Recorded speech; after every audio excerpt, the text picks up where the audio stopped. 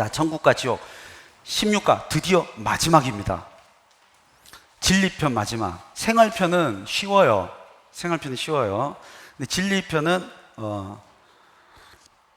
조직신학 전반을 다루기 때문에 쉽지는 않습니다. 그런데 우리 교회 제자 양육원 교사분들은 다들 너무 탁월하셔서 이렇게 일반 성도, 집사님, 권사님, 장로님께서 이 정도의 조직신학 실력을 갖고 있는 교회가 있을까요? 없을까요?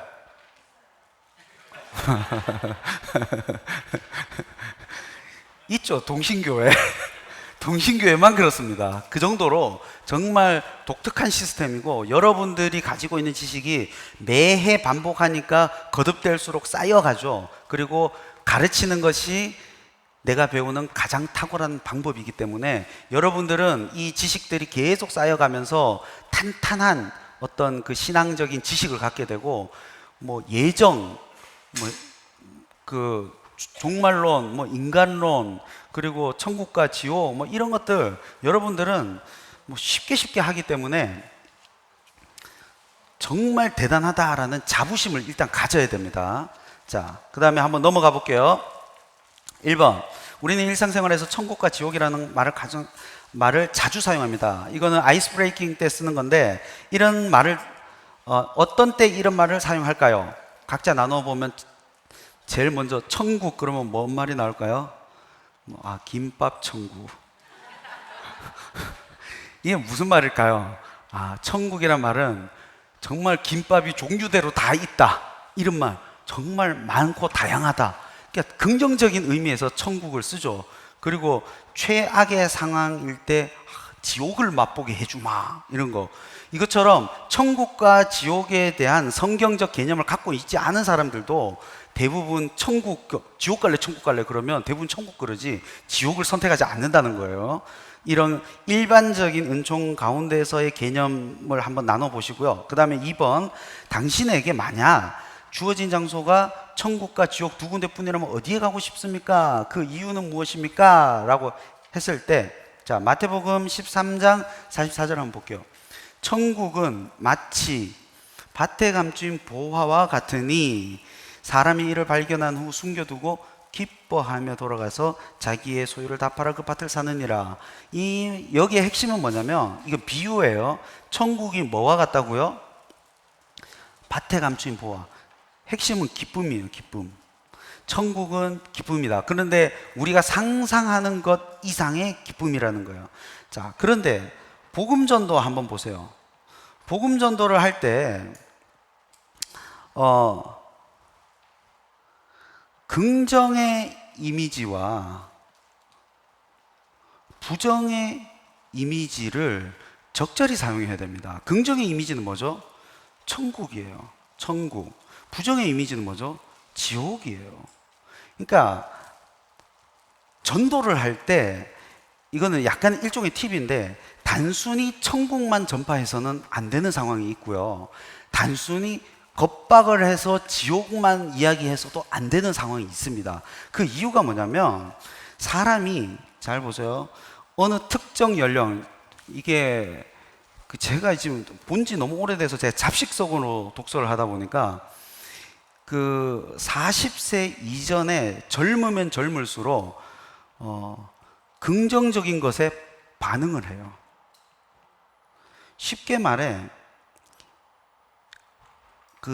창창한 미래, 비전, 꿈, 그리고 성장, 발전, 이렇게 하면 더 반응을 해가지고 거기에 힘을 쏟는 게 젊은이들입니다. 그런데 40세 이후에 점점 나이가 많아질수록 안정적인 것을 추구하고 있기 때문에 비전, 발전, 이걸 하면 씨알도 먹히지 않는다는 거예요. 그래서 상사에게 보고를 할 때 나보다 나이가 많은 상사다라고 했을 때는 어떻게 해야 되냐면, 최악의 상황을 상정해서 이걸 피할 수 있는 방법이 이겁니다 라고 하면 오케이가 떨어진다는 거예요.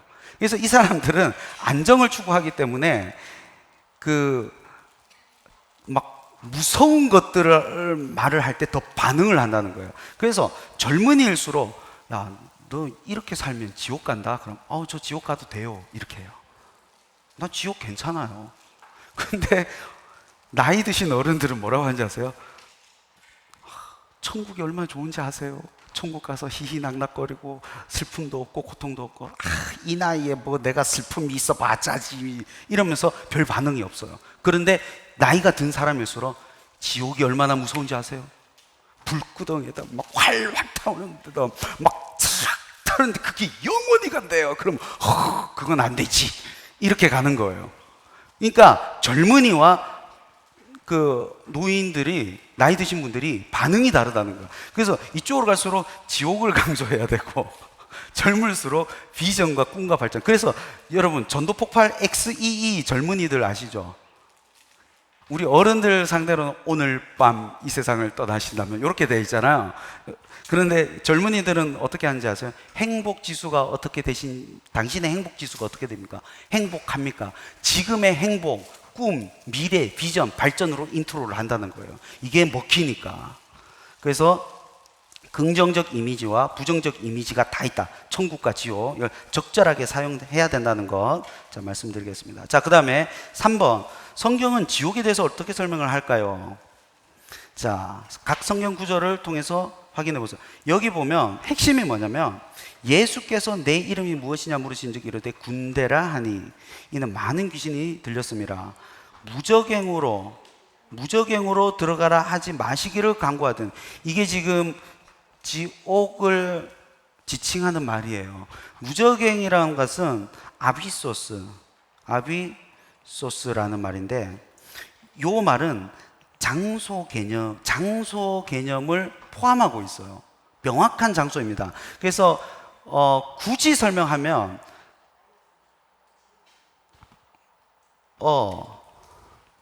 transcendent place예요. place.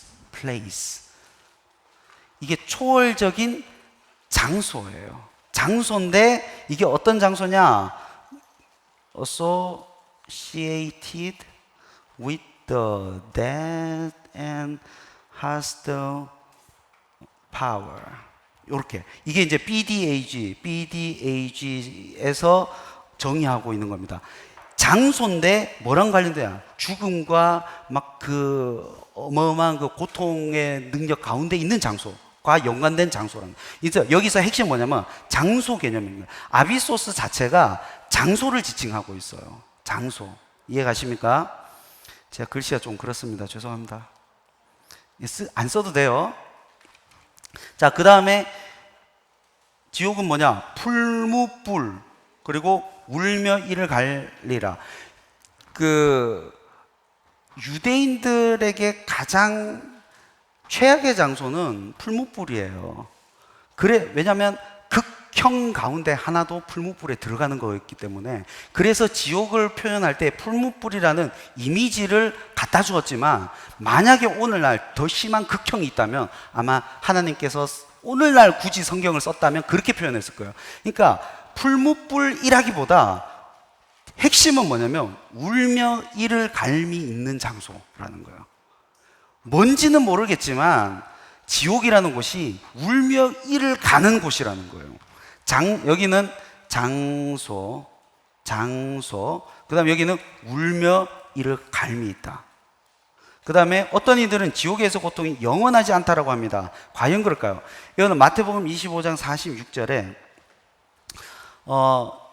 이거는 지금 대조를 하고 있어요. 영벌과 영생. 콜라신 아이오니온 죄송합니다. 다시 니온. 그 다음에 이거랑 조엔 아이오니온. 잘 보세요. 콜라신이 뭐냐면 형벌이고요. 아이오니온이 뭐냐면 영원한이에요. 그리고 영원한, 이거는 생명. 그러면 여기에서 강조점이 뭘 것 같아요? 두 개를 비교했잖아요. 지금 똑같은 게 나왔죠. 아이오니온. 지금 천국이든 지옥이든 지금 이 땅을 떠나는 곳에 제일 중요한 게 뭐냐? 영원성이라는 거예요. 영원성. 형벌로 가든 생명으로 가든 이게 무엇인지 구체적인 것은 막 비유로 설명하지만 영원하다라는 것은 명확한 거예요. 영원하다. 당신이 영원한 형벌, 그게 어떤 형벌인지는 가봐야 알겠죠. 불이든 막 지지는 것이든 막 자르는 것이든 뭐 오늘날의 이미지로 막 갖다 대지만 중요한 거는 그게 영원히 지속된다는 거. 얼마나 무서운 건지. 지옥 무섭습니다. 자, 그 다음 5번. 성경은 천국에 관련해서 어떻게 설명을 할까요? 천국은 여기도 보면 거처, 그렇죠? 거처, 토포스라고 해가지고 이것도 장소예요. 이거는 직역하면 장소예요. 장소. 내가 너희를 위하여 장소를 예비하러 가노니. 이상적인 뭔가 뜬구름 잡는 형이상학적인 것이 아니라 실제적인 장소. 그래서 담임 목사님이 혹시 장례식 가보셨어요? 담임 목사님 집례하시는 거? 거기 가보면 담임 목사님이 천사를 에스코트해서 뭐 우주의 한 공간으로 확 가가지고 거기 어딘지 모르겠지만 천사들이 에스코트해서 간다라고 하잖아요. 담임 목사님 그렇게 이야기하시는 데가 이유가 있어요. 성경 신학자이시기 때문에 이게 장소 개념이거든요. 그냥 어떤 곳 형이상학적인 뭐 거처 이게 아니라 이게 어떤 진짜 공간을 지칭하는 장소를 토포스라고 하고 있기 때문에 아비소스도 똑같아요. 지옥도 어떤 공간을 말하고 있고 토포스도 이게 공간을 말하고 있기 때문에 담임 목사님께서 계속 그렇게 강조하는 거예요. 장소다 이렇게 말을 하는 겁니다. 자, 그 다음에 요한계시록 새 하늘과 새 땅, 이거는 이제 회복, 창세기랑 연관된 건데 요거는 설명하자면 기니까 넘어가도록 하겠습니다. 자, 6번 한번 볼게요. 천국이 좋은 곳이라는 사실은 모두가 알고 있습니다. 그럼 천국에서 그리스도인들이 누리게 되는 복은 구체적으로 무엇이 있을까요? 자, 모든 눈물을 그 눈에서 닦아주시니 사망이 없고 애통하는 것이나 곡하는 것이나 아픈 것이 다시는 있지 않으니 처음 것들이 다 지나갔음이로라. 이 땅에서 당하는 고통이 전혀 없다는 거죠. 이 땅에서 당하는 모든 고통이 전혀 없다는 거. 그 다음에 얼굴과 얼굴을 대하여 볼 것이요. 지금은 우리가 거울같이 희미하나 얼굴과 얼굴을 대면하여 볼 것이요. 그리고 주께서 나를 아신 것 같이 내가 온전히 주님을 알리라. 이거는 얼굴과 얼굴을 대면하다, 그게 뭔 기쁨이겠냐 하지만 자녀를 한번 생각해 보세요.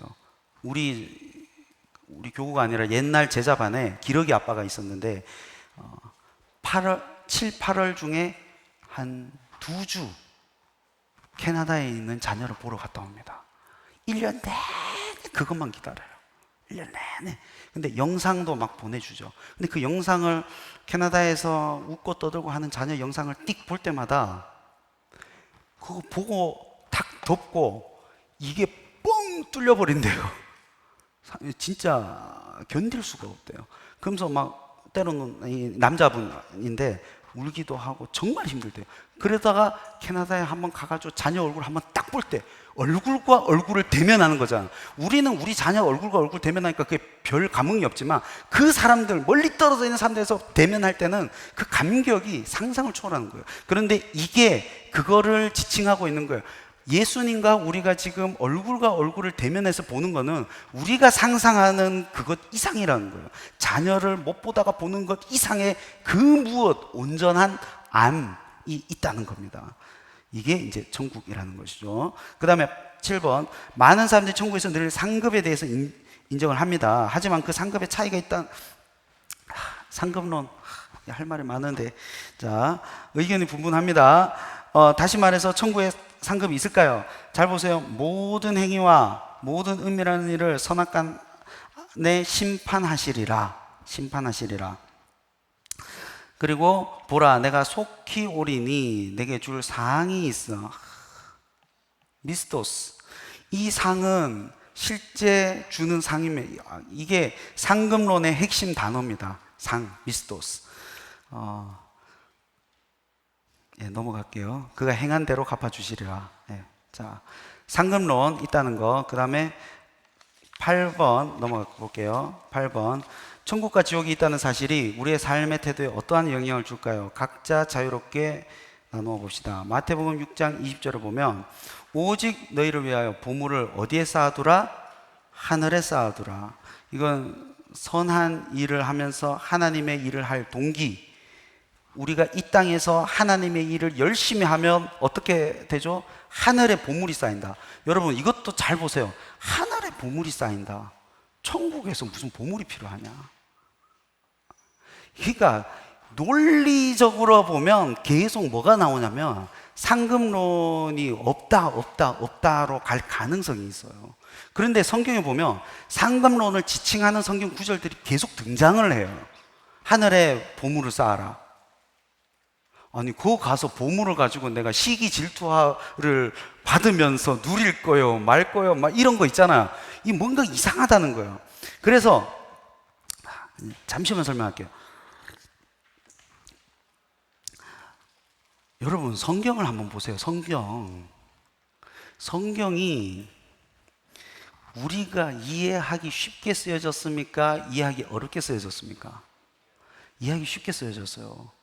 인간의 눈높이에서 쓰여졌어요. 심지어 하나님의 얼굴을 본다 이런 말도 있고요. 하나님의 등을 본다 이런 말도 있고요. 바람이 지나간다. 그리고 폭풍 가운데서 음성을 들으니 하나님을 사람처럼 형상화하기도. 하나님이 무슨 모양이 있습니까? 그죠? 근데 여러분들은 해가 왜 떴다가 진다고 하죠? 해가 뜹니까? 지구가 자전하지. 그죠? 근데 그런 용어를 하나님께서 쓰는 이유가 있어요. 인간이 알기 쉽게. 예를 들어 애한테 아빠, 엄마 아빠가 결혼해가지고 나는 어떻게 생겼어? 이렇게 물어보면 어떻게 말해요? 얘가 만약에 3살이다 그러면 엄마 아빠의 사랑으로 낳은 거야. 그런 거 있죠. 그리고 짓궂은 아빠는 다리 밑에서 주워왔어. 진짜 다리 밑에서 주운 줄 알고 막 상심해가지고 가기도 하고. 그런 것처럼 자녀에게 맞추어서 설명을 합니다. 여러분 상급론도 한번 생각해 보세요. 하나님 아버지 입장에서 자녀가 잘 되게 하기 위해서 뭐를 할까요? 자녀에게 맞는 언어를 씁니다. 그래서 자녀는 지금 뭘 갖고 있죠? 이기심과 탐심과 욕심과 뭔가 좀 부모한테 잘 보이려는 여타의 그 유아적인 것들이 있어요. 그러면 하나님께서 그걸 이용하셔서 거기에 맞게끔 설명해가지고 야, 그 보물이 중요한 게 아니야. 여기에 보물이 있어 라고 하면 아 그래요? 그런데 거기 보물 쌓으려고 열심히 해야지. 그러고 하면 그것만으로도 좋은 거예요. 아빠 입장에서는. 이해가 가십니까? 이게 성경이 완벽하게 논리적으로 막 이렇게 거기 가가지고 어떻게 천국에서 차등이 있어가지고 그 차등 때문에 그러면 그 차등 때문에 누구는 더 좋고 누구는 슬퍼하나? 천국에는 다 만족하고 시기도 없고 질투도 없고 눈물도 없다고 했는데 그러면 설령 차등이 있다 한들 그게 무슨 의미가 있냐라고 논리적 결론에 이를 수가 있어요. 그러나 설령 여기에 천국에서 하나님께서 차등을 뒀지만 이 안에 들어가는 순간 다 만족한다고 칩시다. 그러면 그게 무슨 의미가 있냐? 이 땅에 있는 우리한테는 의미가 있다는 거예요. 이해 가십니까? 그래서 평생 장애로 태어나서 정말 신실하게 하나님을 의지하는 사람들이 끝까지 내 신앙을 유지하면서 살아갈 동기를 뭐에서 얻는 거예요? 상급론에서 얻는 거예요. 이 사람은 일평생 가난하게 살아가면서 기도만 하면서 하는데 경제적으로 안 풀려요. 그렇지만 감사하고 감사하면서 하나님만 바라보면서 기도하면서 살아가는 그 사람들은 뭘 바라보는 거예요? 하늘의 상급을 바라보는 거예요. 목회를 하지만 잘 되는 사람도 있고 안 되는 사람도 있고 막 10명만 계속 목회하는데 그 중에서도 사모님은 더 힘들잖아요. 그 사람들이 뭘 가지고 내가 주님만 바라봐야지. 그 원동력이 또 어디에 있는 거예요? 상급론에 있는 거예요. 그래서 하나님은 그 상급론을 사용하신다는 거예요. 이 인간의 그 연약함까지 다 사용해가지고 열심히 신앙생활 할 동기를 부여해가지고 온 다음에 눈물을 다 닦아주시면서 잘했다. 거기 가서는 완벽하게 다 만족하죠. 그러나 이 땅에서는 그걸 바라보는 것이 유의미하다라는 겁니다. 저는 상금론을 채택을 했고, 원래는 상금론 안 믿었어요. 안 믿었었는데 동신교회 와서 상금론 신방을 하다 보니까 하나님, 이분들은 더 보상하셔야 됩니다 라는 마음이 막 드는 거예요. 아니, 이 정말 신실한데 왜 이렇게 고생합니까? 하나님 상급 주셔야 됩니다. 그리고 제가 그분한테 하나님께서 더 크게 보상하실 것입니다. 이 땅이 아닐지라도. 그러다가 담임 목사님 그 상급론 박사학위, 그러니까 이제 천국의 상급을 이제 교정하면서 제가 그 책을 많이 읽다가 내가 요걸 이론적 근거로 받아들이고 이렇게 땅 한 거죠. 자, 상급론. 자, 그다음에 9번. 천국에 차등 상급이 있다는 것은 분명한 사실입니다. 이를 위해서 각자의 삶에서 결단한 것이 있다면 무엇일까요? 그래서 제가 여러분들에게 하늘의 상급을 바라보고 설령 내가 이 땅에서 보상을 받지 못한다 할지라도 신실하게 최선을 다해서 신앙생활을 해야 할 동기가 되니까 그런 결단으로 이끌어 주시면 될 것 같습니다. 자, 제가 한 5분 전인데 제가 기도하고 마치면 각자 조금 한번 나누면서 다리에와 전도 어느 파트를 감당할지 분량을 조금 나눠주시면 될 것 같습니다. 자, 기도하도록 하겠습니다. 사랑의 하나님 아버지, 감사드립니다. 주님께서 함께하여 주셔서 우리 제자 양육원 모든 교사 선생님들에게 힘과 능력과 지혜와 권세를 허락하시고 예수 그리스도의 마음을 허락하시고 예수 그리스도의 향기를 허락하시고 예수 그리스도의 능력을 허락하셔서 오늘 양육생들을 양육하는 과정 가운데 큰 영향을 미칠 수 있도록 주께서 역사하여 주시옵소서. 함께 해주신 믿사오며 예수 그리스도의 이름으로 기도드립니다. 아멘. 수고하셨습니다.